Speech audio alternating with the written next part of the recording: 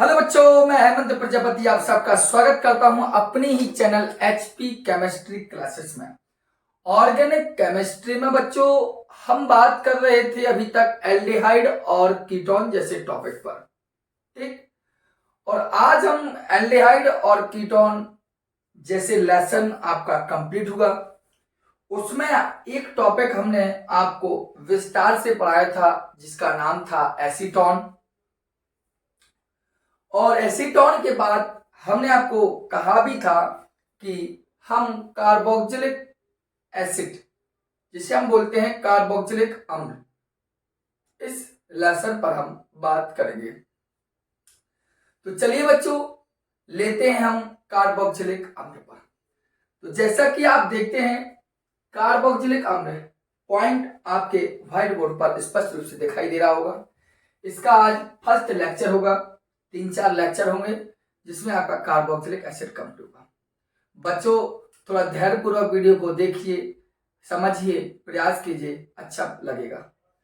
यदि आप समझ में आए, अच्छा लगे तो आप जानते हैं कि आपका वर्क क्या है, क्या दायित्व बैठता है इस चैनल के लिए और इस वीडियो के लिए। चलिए हम बात करते हैं कार्बोक्सिलिक एसिड। पिछले लेक्चर यदि आपने नहीं देखे हों तो उन लेक्चरों को आप देख अवश्य लें, ठीक है। आइए हम बात करते हैं आपके कार्बोक्सिलिक एसिड पर, फर्स्ट पॉइंट पर। तो डियर यहां हम बात करेंगे कार्बोक्सिलिक एसिड पर। अगर हम कार्बोक्सिलिक एसिड पर हम बात करें तो डियर, तो आप केवल ध्यान दिए, कार्बोक्सिलिक अम्ल का मतलब क्या है? COOH, कार्बोक्सिलिक समूह। कार्बोक्सिलिक अम्ल का मतलब है कार्बोक्सिलिक समूह। कार्बोक्सिलिक अम्ल का मतलब है कार्बोक्सिलिक समूह। हम कह सकते हैं कि वे कार्बनिक यौगिक जिनमें कार्बोक्सिलिक समूह, वे कार्बनिक यौगिक जिनमें एक या एक से अधिक कार्बोक्सिलिक समूह, वे कार्बनिक यौगिक जिनमें एक या एक से अधिक कार्बोक्सिलिक समूह पाया जाता है, उन्हें कार्बोक्सिलिक अम्ल कहते हैं। अर्थात आप खुद जानते हैं कि कार्बोक्सिलिक अम्ल, जैसे हमने कहा कि वे कार्बनिक यौगिक जिनमें एक या एक से अधिक, जिनमें एक या एक से अधिक कार्बोक्सिलिक समूह, सिंगल बॉन्ड सिरोल पाया जाता है,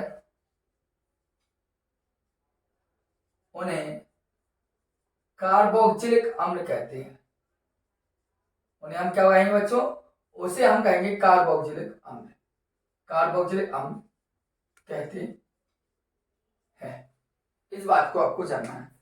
तो मैंने आपको केवल इतनी जानकारी दी ही, क्वेश्चन पूछे कि कार्बोक्सिलिक अम्ल क्या है, तो ऐसे ऑर्गेनिक कंपाउंड जिनमें COOH समूह की पाया जाए, एक COOH समूह पाया जाए या एक से अधिक COOH समूह पाया जाए, वे सभी की सभी आपके कार्बोक्सिलिक अम्ल कहलाते हैं।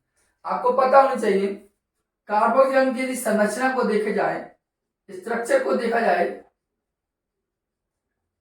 कार्बोक्सिलिक अम्ल की संरचना को देखा जाए, स्ट्रक्चर को देखा जाए, तो होता है क्या? Single bond C, double bond O और सिंगल बॉन्ड OH, यही होता है। अर्थात इस संरचना को एक बार देखना, मुझे लगता है सही वीडियो आ रही, ठीक है, अच्छा है। मैंने कहा कि अगर स्ट्रक्चर को आप देखें, इस स्ट्रक्चर को यदि आप देखें तो सिंगल बॉन्ड CO और OH, अर्थात आप अच्छे से गौर से देखिए इसको। और जब गौर से देखेंगे तो डियर एक चीज प्राप्त हो रही है आपको। एक क्या चीज मिले? एक आपको समूह मिल रहा है ये, और एक समूह मिल रहा है आपको ये। अर्थात आप देखते हैं कि कार्बोक्सिलिक अम्ल, मैं बार बार कहता हूं, मैंने कहा कि कार्बोक्सिलिक अम्ल कार्बोनिल समूह कार्बोनिल समूह, कार्बोनिल समूह क्या है, सिंग जे, क्या है carbon, C double bond O. Carbonyl समूह व हाइड्रोक्सिल समूह, जो हमने चिन्ह लगाया देखिए आप अच्छे से, व हाइड्रोक्सिल समूह जिसे बोलते सिंगल बॉन्ड OH से मिलकर बना है, मिलकर बना है। बात समझ आ रही। अगर आपसे पूछा जाए, आपसे कोई पूछे कि कार्बोक्सिलिक अम्ल में या कार्बोक्सिलिक समूह में कौन कौन से दो एक्स्ट्रा फंक्शनल ग्रुप होते हैं, एक्स्ट्रा फंक्शनल ग्रुप है, तो आप कहेंगे एक कार्बोनिल ग्रुप है CO समूह, एक हाइड्रोक्सिल ग्रुप है, क्योंकि आप खुद देखिए सिंगल बॉन्ड COOH होता है, तो CO ग्रुप है तो आपका कार्बन समूह, OH है तो आपका हाइड्रोक्सिल समूह है। बताइए बच्चों समझ में आया। तो मैंने अभी केवल ये बताया कि वे कार्बनिक यौगिक जिनमें एक या एक से अधिक, जिनमें एक या एक से अधिक कार्बोक्सिलिक समूह उपस्थित होते हैं कार्बोक्सिलिक अम्ल कहलाते हैं, या उन्हें कार्बोक्सिलिक अम्ल कहते हैं। जिस प्रकार आपके सामने लिखा है, जो थ्योरी कर दो, ठीक है। आइए हम बात करते हैं आगे पॉइंट पर। तो आगे पॉइंट को ध्यान देना, क्या ध्यान देना है आपको, अगर आपने खुद जाना है, खुद देखा होगा कि अगर देखें तो ये CH4 है, क्या है, मैथेन, और इस मैथेन से हमने एक हाइड्रोजन परमाणु को रिमूव किया, और रिमूव किए करेंगे तो आप देखिए क्या बचा यहां, CH3। मैथेन से एक हाइड्रोजन परमाणु को हमने रिमूव किया, बचा क्या, CH3, ठीक। और हमने क्या किया, एक COOH समूह हमने इसमें क्या किया, ऐड किया, एक हाइड्रोजन परमाणु रिमूव किया तो एक कार्बोक्सिलिक समूह हमने जोड़ा, तो क्या होगा, COOH। आप देखते हैं ये क्या है आपका मैथिल, ये क्या है आपका एसिटिक एसिड। अर्थात हम एक पॉइंट लिखकर कह सकते हैं, एक पॉइंट लिखकर कह सकते हैं कि एसिटिक अम्ल, पॉइंट बना के लिख सकते हैं कि एसिटिक अम्ल मैथिल, क्वेश्चन में लिख सकते हैं हाइड्रोकार्बन, क्योंकि मैथेन क्या है, हाइड्रोजन और कार्बन से मिलकर बना है, तो हम लिख सकते हैं कि एसिटिक अम्ल मैथेन अर्थात हाइड्रोकार्बन का व्युत्पन्न है, व्युत्पन्न है। बताइए समझ में, तो मैं ही कहा कि एसिटिक अम्ल मैथेन अर्थात हाइड्रोकार्बन का व्युत्पन्न है, मतलब इससे उसकी उत्पत्ति हुई है, इससे वो बना है, हम ऐसा कह सकते हैं। बताइए कोई दिक्कत हो, कोई दिक्कत है, नहीं है ना। एक चीज आप और नोट कर लीजिए, सामान्य सूत्र क्या होता है, किसका सामान्य सूत्र, समझ रहे ना मेरी बात को। नॉर्मल फॉर्मूला क्या होता है, क्वेश्चन पूछ लिया जाता है ऑब्जेक्टिव क्वेश्चन में, वैकल्पिक प्रश्न है, हो सकता है आपका कि एसिटिक अम्ल का अर्थात कार्बोक्सिलिक अम्ल में का सामान्य फॉर्मूला क्या होता है, तो आपको देख लीजिए क्या बनेगा, CnH2nO2, एक लिख लीजिए, या आपको ये नहीं समझ में आना है तो देखो एल्केन से बना ना, तो CnH2n+1 इंटू COOH, या आप ए रख के रखिए या आप ए रख के रखिए, दोनों का मंतव्य एक ही होगा, ठीक है। तो इसका सामान्य सूत्र CnH2n इंटू O2, ये भी है CnH2n+1 इंटू COOH। तो ये कार्बोक्सिलिक अम्ल क्या है, ये हमने आपको जानकारी दी, केवल अभी हमने बेसिक इंट्रोडक्शन आपको दिया है। बताइए, कहोगे सर तुम इतना तो हलते हो, चलिए आप देख लीजिए अच्छे, क्या समझ में आया कि कार्बोक्सिलिक अम्ल क्या है। अगर कोई पूछे कि कार्बोक्सिलिक अम्ल क्या बताओगे, कहोगे कि सर वे कार्बनिक यौगिक जिनमें एक या एक से अधिक COOH समूह होती कार्बोक्सिलिक कहलाते हैं। जैसा आपके सामने कहा, संरचना क्या है, सिंगल बॉन्ड COOH, इसमें कौन कौन सा फंक्शनल ग्रुप एक्स्ट्रा पोजीशन होता है, तो कार्बोनिल समूह होता है, देखो अच्छे से देख लीजिए, कार्बोनिल समूह है, देख लीजिए अच्छे से, और हाइड्रोक्सिल समूह है, तो ये इससे मिलकर बना होता है। मैथेन से एक हाइड्रोजन रिमूव किया, एक कार्बोक्सिलिक समूह जोड़ा, CH3COOH बना, मैथेन से एसिटिक अम्ल बना। इसी कह सकते हैं कि एसिटिक अम्ल मैथेन अर्थात हाइड्रोकार्बन का व्युत्पन्न है, ठीक। सामान्य सूत्र क्या है, CnH2nO2 या CnH2n+1 इंटू COOH। बताइए बच्चों, कोई दिक्कत, अब आपको नहीं दिक्कत हो तो इनको नोट कीजिए, मैं मिटाता हूं आपको, ठीक है। देखिए थोड़ा सा, चलिए बच्चों आइए हम आगे बात करते हैं। पढ़िए। अब हम बात करते हैं, अभी तक हमारा केवल एक पॉइंट कंप्लीट हुआ, कार्बोक्सिलिक अम्ल का केवल मात्र इंट्रोडक्शन हमने अभी तक पूर्ण किया, और आशा करते हैं कि आपको समझ में आया होगा कि कार्बोक्सिलिक अम्ल क्या है। अगर समझ में आया हो तो बार बार हम ये विनती करेंगे आपसे कि हो सके तो वीडियो को ज़्यादा से ज़्यादा शेयर अवश्य करें। बहुत बहुत धन्यवाद रहेगा आपका। चलिए आगे पॉइंट पर फिर बात करते हैं। यहाँ क्वेश्चन बनता है, क्योंकि आपने अपने स्टडी लाइफ में या कभी भी सुना भी होगा वसा अम्ल, जिसे बोलते हैं हम फैटी एसिड। क्या बोलते हैं हम? Fatty acid. क्योंकि इतना तो हर बच्चे जानता है मेरे हिसाब से, अब गलत हो सही हो वो आप जाने थोड़ा सा। आपको पता है जो वसा होती है यह वसी अम्ल में टूटती है। किसमें टूटती है? वसी अम्ल में। और मेरे हिसाब से मैं क्लियर नहीं बता सकता हूं, यह वसा से वसा यदि वसी अम्ल में बदलता है तो उस समय लाइपेस वसी अम्ल में बदलता है, वसी अम्ल में बदलता है, उस समय लाइपेस एंजाइम भाग लेता है। तो आपको पता होना चाहिए कि हमारा जो कार्बोक्सिलिक अम्ल है उसको हम वसा अम्ल भी कहते हैं। कई बार हमने भी चर्चा बीच बीच में आपको एल्डिहाइड कीटोन में पढ़ाने समझाया, तब भी हमने चर्चा की होगी। यदि आपने पुरानी वीडियो नहीं देखी, बार बार कहूंगा प्लीज उनको देखा मत लीजिए, ठीक है। कार्बोक्सिलिक अम्ल की बात कर रहे हैं हम, तो देखिए, तो मैंने कहा कि कार्बोक्सिलिक अम्ल है जो हमने आपको बताया भी है, इनको वसा अम्ल कहते हैं।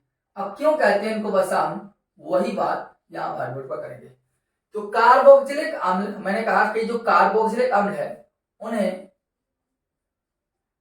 वसा अम्ल भी कहते हैं।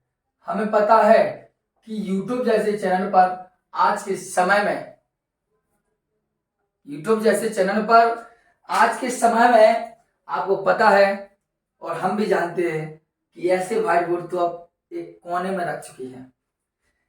जो व्हाइट बोर्ड मैं लिया हूं ऐसे व्हाइट बोर्ड कई कोने कोने में है, इनको समझ लीजिए अलग कर दिया गया है।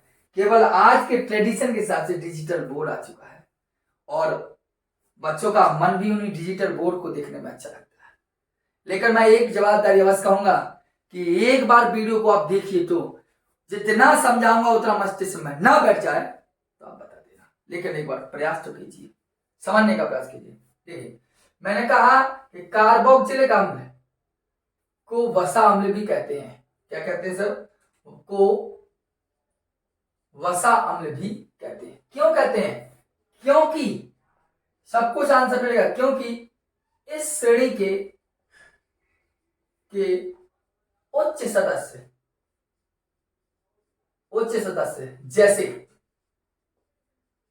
पामीटिक अम्ल, जिसका फॉर्मूला होता है डियर C15H21COOH, व स्टीयरिक अम्ल, आपने पढ़ा होगा, सुना भी होगा, स्टीयरिक अम्ल, इसका फॉर्मूला होता है C17H35 और COOH को सर्वप्रथम वसा से प्राप्त किया गया था। समझ गए बात को? अगर आपसे क्वेश्चन आएगा, देख लीजिए सही आ रही वीडियो,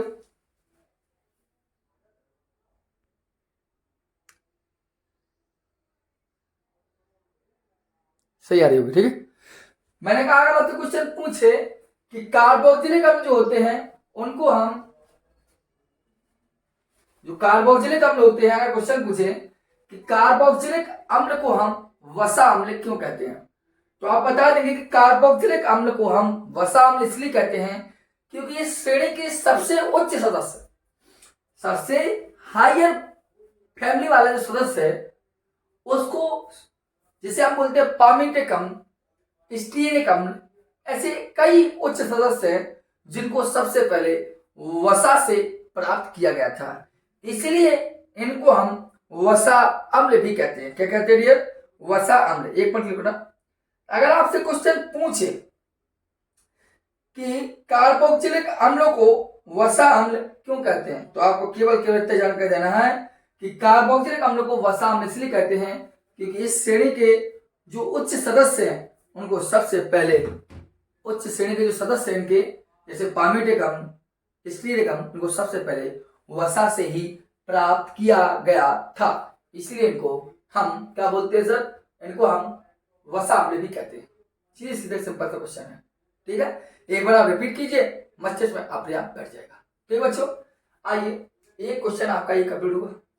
अगर अगले क्वेश्चन पर हम बात करें तो यहां हम हेडिंग डाल सकते हैं कार्बोक्सिलिक अम्ल, सीधा लिखेंगे classification of carboxylic acid, carboxylic अम्ल का वर्गीकरण। तो डियर कार्बोक्सिलिक अम्ल का वर्गीकरण देखो, देखो थोड़ा सा आपको जानकारी देना है। देखो 3 पोजीशन बनाए ना मैंने, और तीनों पोजीशन है आपके। देखो मैंने कहा किसके आधार पर वर्गीकरण किया, COOH की संख्या के आधार। ठीक, अगर आपसे क्वेश्चन पूछा जाए कि कार्बोक्सिलिक अम्ल को वर्गीकृत किया गया है तो किस आधार पर किया गया है, तो कहेंगे सिंगल बॉन्ड COOH की संख्या के आधार पर। अर्थात कार्बोक्सिलिक अम्ल का वर्गीकरण कार्बोक्सिलिक समूह की, कार्बोक्सिलिक अम्ल का वर्गीकरण कार्बोक्सिलिक समूह की संख्या के आधार पर किया गया है। कौन कौन भागों में, वही प्रक्रिया है पहले की बात, मोनो कार्बोक्सिलिक अम्ल, मोनो कार्बोक्सिलिक अम्ल होता है। ठीक है, दूसरा पॉइंट होता है आपका डाई कार्बोक्सिलिक अम्ल, ध्यान देना, डाई कार्बोक्सिलिक अम्ल। ठीक, और एक होता है आपका ट्राई कार्बोक्सिलिक अम्ल। आपसे कैसे भी क्वेश्चन आपसे पूछ लिया जाओ ऑर्गेनिक केमिस्ट्री में वाला, तो आप क्लियर कर सकते हैं कार्बोक्सिलिक अम्ल। देखो मोनोकार्बोक्सिलिक का मतलब होता है एक, मोनो का मतलब क्या होता है, और कार्बोक्सिलिक का मतलब होता है COOH, जिसमें एक COOH हो वो मोनोकार्बोक्सिलिक अम्ल।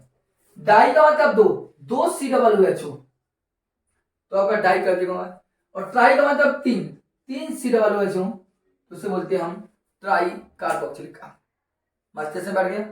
अब आइए कैसे मोनो होगा, कैसे डाई होगा और कैसे ट्राई होगा।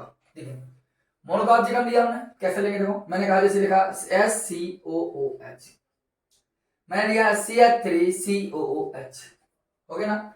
दोनों के दोनों एग्जांपल देखिए आप, यह क्या कहलाएगा, फॉर्मिक एसिड।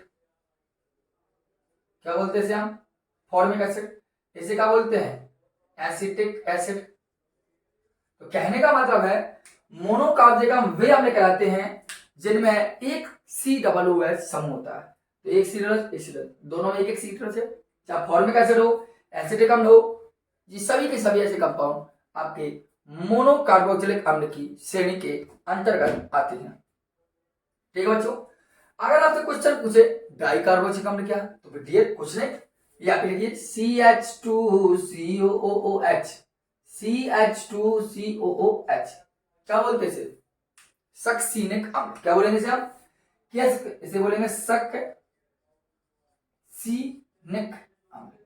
आप डियर आप खुद जानिए कि ये डाई कार्बोक्सिलिक अम्ल क्यों है, क्योंकि इसमें 2 COOH हैं, 2 कार्बोक्सिलिक ग्रुप हैं। जब 2 कार्बोक्सिलिक अम्ल तो डाई कार्बोक्सिलिक एसिड होगा। अगर इसी प्रकार आपका क्वेश्चन मिल जाए CH2COOH सिंगल बॉन्ड, इधर से अलग करेंगे COH COOH single bond CH2COOH, तो ये वाला कहलाएगा आपका ट्राई कार्बोक्सिलिक एसिड। क्यों, क्योंकि इसमें 3 COOH है, 3 COOH है। इसे बोलते हैं आप सिट्रिक अम्ल। क्या बोलते हैं इसे हम, सिट्रिक अम्ल। जानते हैं नींबू वगैरह संतरा में पाया जाता है। ये हुआ आपका, तो पहला क्वेश्चन हमने कहा कि मोनोकार्बोक्सिलिक अम्ल को वसा अम्ल क्यों कहा जाता है, तो मोनोकार्बोक्सिलिक अम्ल को वसा अम्ल इसलिए कहा जाता है क्योंकि इस श्रेणी के उच्च सदस्य इस श्रेणी के उच्च सदस्य जैसे पामीटिक अम्ल, स्टीयरिक अम्ल को सबसे पहले वसा से ही प्राप्त किया गया था, इसीलिए कार्बोक्सिलिक अम्ल को हम वसा अम्ल कहते हैं। दूसरी बात आपके सामने लिखा भी है, आप लिख सकते हैं अभी कॉपी में। दूसरी बात क्वेश्चन पूछे कि कार्बोक्सिलिक अम्ल को या कार्बोक्सिलिक अम्ल का वर्गीकरण किसके आधार पर किया गया, तो आप कहेंगे कार्बोक्सिलिक अम्ल का वर्गीकरण COOH समूह मतलब कार्बोक्सिलिक समूह की संख्या के आधार पर किया गया। अगर एक COOH है तो मोनोकार्बोक्सिलिक अम्ल, 2 है तो डाइकार्बोक्सिलिक अम्ल, 3 है तो ट्राइकार्बोक्सिलिक अम्ल, जो एग्जाम्पल आपके सामने लिखे हैं। ठीक है, इनको भी नोट कीजिए, तब तक देखता हूं मैं। ठीक है, चलिए नोट कर लिया होगा, नहीं तो वीडियो को आप पॉज कीजिए और फिर नोट कीजिए। ले लीजिए, चलिए क्लियर हो गया। अगर ये क्लियर हो चुका हो तो बच्चों अब हम बात करेंगे नेमिंग भी, नाम पर बात करेंगे, नोमेनक्लेचर इनका क्या होगा। और नोमेनक्लेचर के बाद हमारे पास अभी 20 मिनट आराम से है और हम लेक्चर को लंबा भी खींच सकते हैं। ठीक है, देखिए मैंने कहा नोमेनक्लेचर देख लीजिए इनका, नामकरण। अगर बच्चों नामकरण की बात करें और नामकरण की बच्चों बात करें तो सबसे पहले आपका जो पूछा जाता है वो आप खुद जानते हैं, नामकरण क्या करना है हमें, आईपीसी। कभी कभी पंडित बनना भी अनिवार्य होता है, नोमेनक्लेचर से नामकरण हम करेंगे। तो चलिए कार्बोक्सिलिक अम्ल में हर बच्चा जानता है इसका जो सफिक्स होता है, अनुलग्न होता है, वो आपको खुद पता है क्या लगता है, OH अम्ल। ठीक, क्या लगता है सर जी, OH अम्ल लगता है। क्या लगता है, OH अम्ल। बनाएंगे, कुछ एग्जांपल देता हूं मैं समझाने। जैसे हमने लिया H सिंगल वन COOH, ठीक। दूसरी देखिए CH3 COOH। तीसरा आप देखिए CH3 CH3 COOH। फोर्थ देखिए आपके CH3 CH Cl और यहां लगा दिया CH के पास CH3 और COOH। और देखना 5 नंबर देखिए CH3 CH3 यहां भी और CH3 यहां भी और COOH।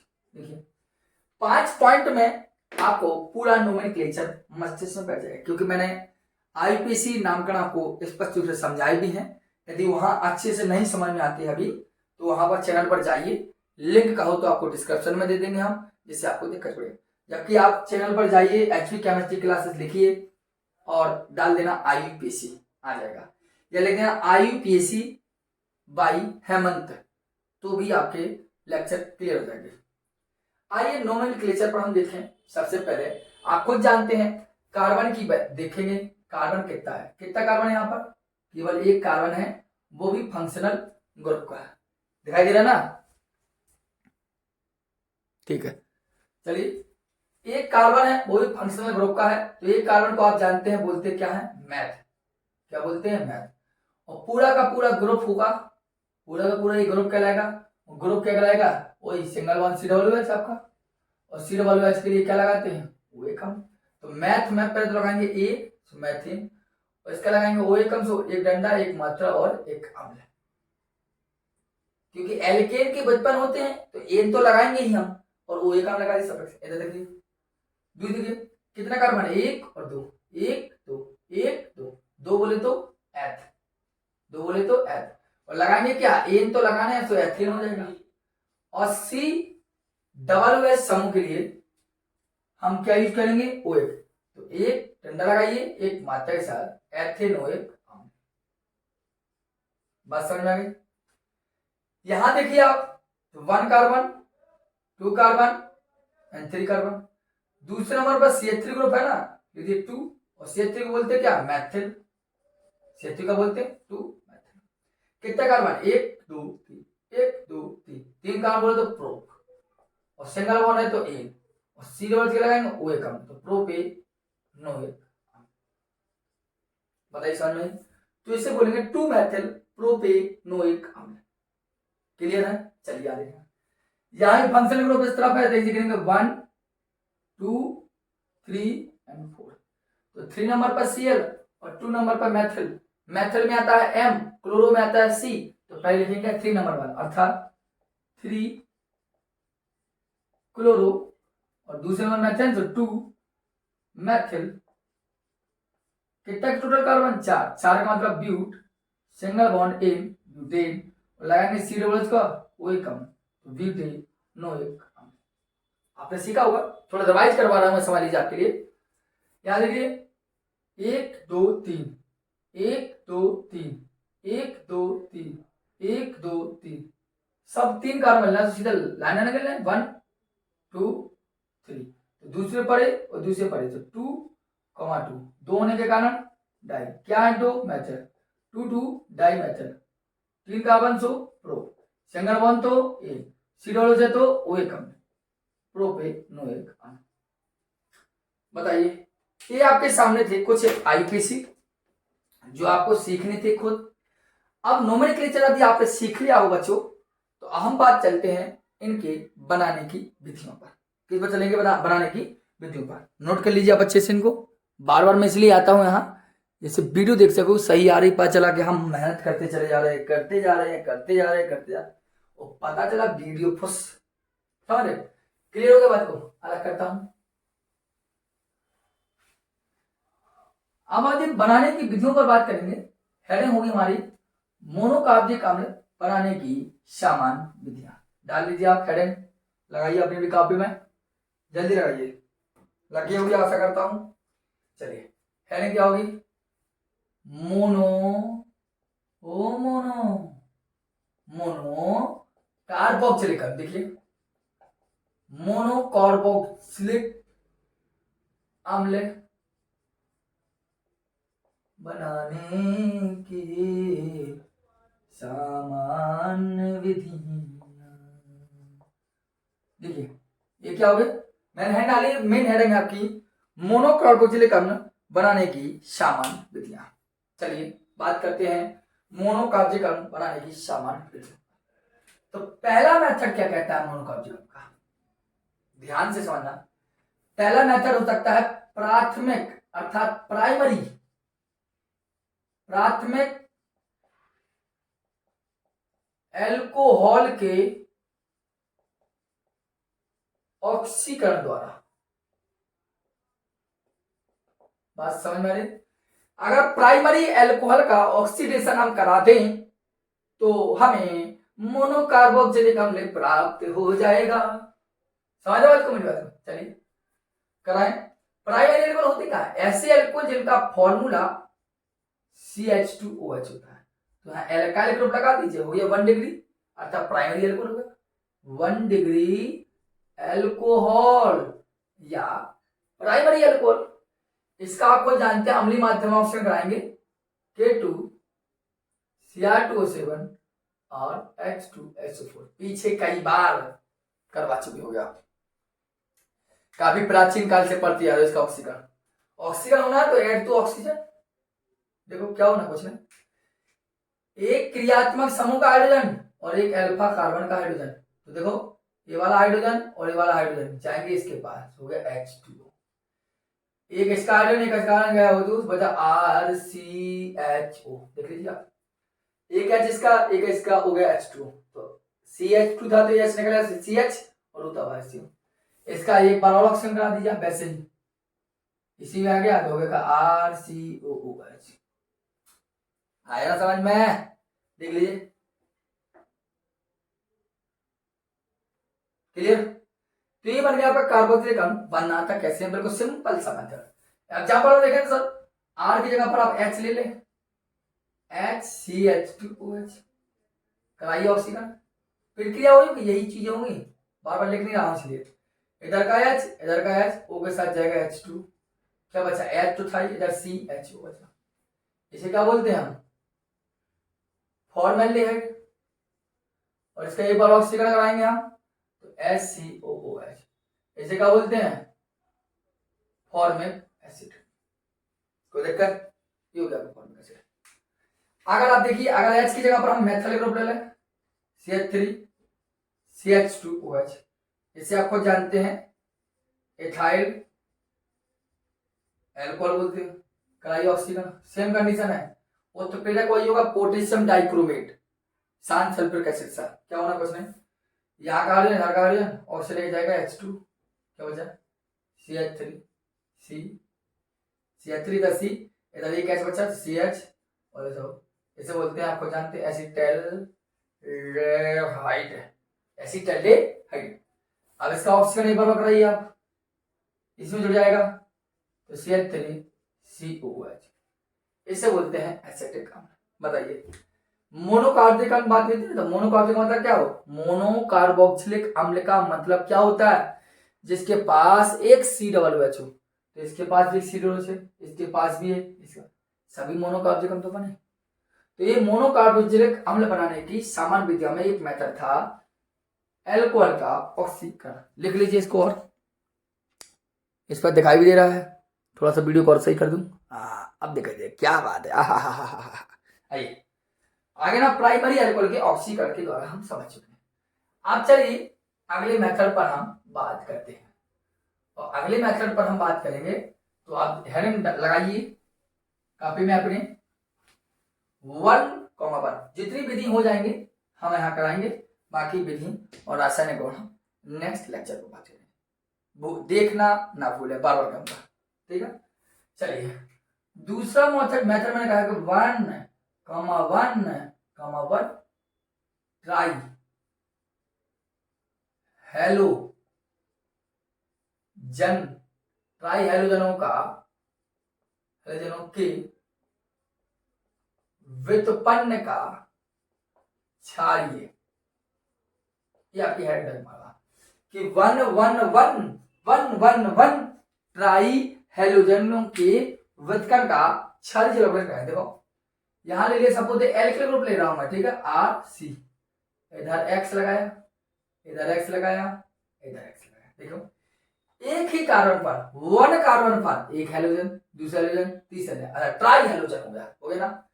इसी के बाद KOH क्रिया पीछे बता भी चुका हूं मैं, लेकिन पुनः एक बार बता रहा हूं, कितनी करना के जाएगा X के पास, ले भैया चला गया KX के पास, लेकिन अब एक और बचा, भैया एक और जाएगा, फिर इसके साथ जाएगा, एक और बचेगा, अच्छा 3 दिन जाएगा तो 3KX, तो कितना बचेगा 3 देखो RCOH इधर भी आएगा, OH इधर भी आएगा, 3 के लिए 3X लिए हो तो 3OH लगा दिए।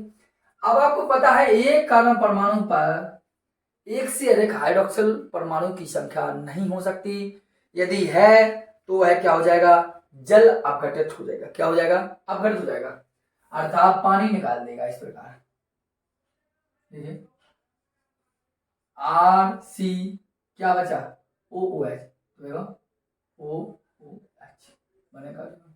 मतलब सीधे सीधे जानना, एक कार्बन परमाणु पर एक से अधिक OH नहीं हो सकती, यदि है तो अपने आप पानी निकाल देगा जो बचेगा। देखो R की जगह पे हम ले लें HC, इधर Cl, इधर Cl, इधर Cl, फिर क्या वही है KOH, कुछ नहीं करना है आपको, इधर से आएगा Cl, इधर से आएगा Cl, इधर से आएगा, तो क्या 3KCl, तो क्या H है OH OH और OH, फिर क्या वही है, क्या निकालेगा पानी। देखो पानी बना दिए। देखो पानी बनाने के लिए, वाटर का मॉलिक्यूल्स बनने के लिए, एक मॉलिक्यूल्स बनने के लिए हमें चाहिए क्या, 2 हाइड्रोजन एटम एंड एक oxygen atom, that's clear formic acid बनेगा ना। देखिए आर की जगह पर हमने लिया क्या CH3C, इधर Cl लगा लीजिए, इधर C लगा लीजिए, इधर Cl, क्या हो गया KOH, फिर क्या हो गया KCl KCl KCl, तो 3KCl, 3 3 है तो 3 यहाँ लगाना है, वही 3 यहाँ लगाना है, बस CH3 है ही, OH OH OH हाय OH। देखो पानी निकाल दिया, पानी निकाले मैंने बार बार कह रहा हूं, 2 हाइड्रोजन एटम, एक oxygen atom, complete to water molecules. देखिए CH3COOH, acetic acid, formic acid, carboxylic acid, complete बात हो गई। तो आपका एक मेथड और कंप्लीट हुआ कि मोनोकार्बोक्सिलिक अम्ल बनाने की सामान्य विधि में आपका एक कंप्लीट हुआ। बताइए कोई दिक्कत नहीं, दिक्कत तो हम इनको अलग करते हैं और तीसरे पॉइंट चलते हैं, ठीक है। इनको बार बार रिपीट करना, अपने आप अच्छे बनेंगे। पढ़ो और तुरंत लिखो, क्योंकि आपको पता है ये सितंबर माह की आज 30 तारीख है, लास्ट तारीख है। इसके बचा अक्टूबर, नवंबर, दिसंबर, जनवरी, 4 मंथ और हैं आपके पास आपकी स्टडी करने के लिए। इसी 4 मंथ में आप इतना बेजोड़ मेहनत कीजिए, इतनी बेजोड़ मेहनत कि 95+ मार्क्स आपके आ जाए। ठीक, चलिए अगले मेथड पर आई आप लोग। तो मैंने यहां हेडिंग डाली है एल्किल साइनाइड के जल अपघटन। क्या कराएंगे? एल्किल साइनाइड के जल अपघटन। देख लीजिए थोड़ा सा,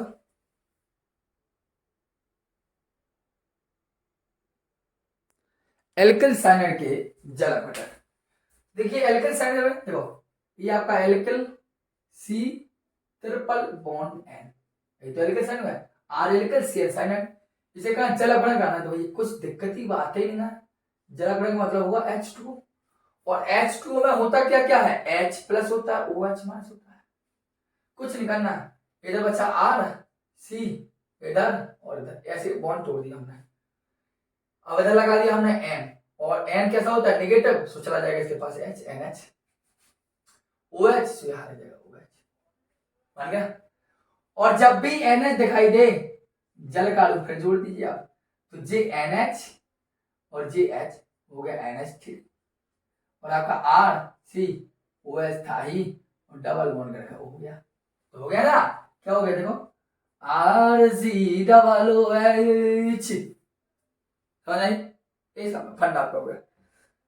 ठीक है, दोबारा समझ लीजिए। R की जगह लिया हमने H, single bond C, triple bond N, फिर क्या हुई? जल से क्रिया कराइए। क्या कराना है? तो H सिंगल बॉन्ड C, इधर लगा दीजिए हमने सिंगल बॉन्ड, इधर लगा डबल बॉन्ड, तो जहां डबल बॉन्ड हो वहां N जाएगा, और N ले लेगा H, तो NH हो गया। यहाँ ले लिया OH, करा लिएगा। फिर जल से कराइए, क्यों? जब भी दिखाई दे NH फूंक दीजिए जल, दिखाई दे NH और लगा दीजिए पानी, तो NH जाएगा इसके साथ H, NH3 बचा वो, तो H single bond C double bond OH, मतलब बदल दिया मैंने स्थान, परेशान नहीं हो गए।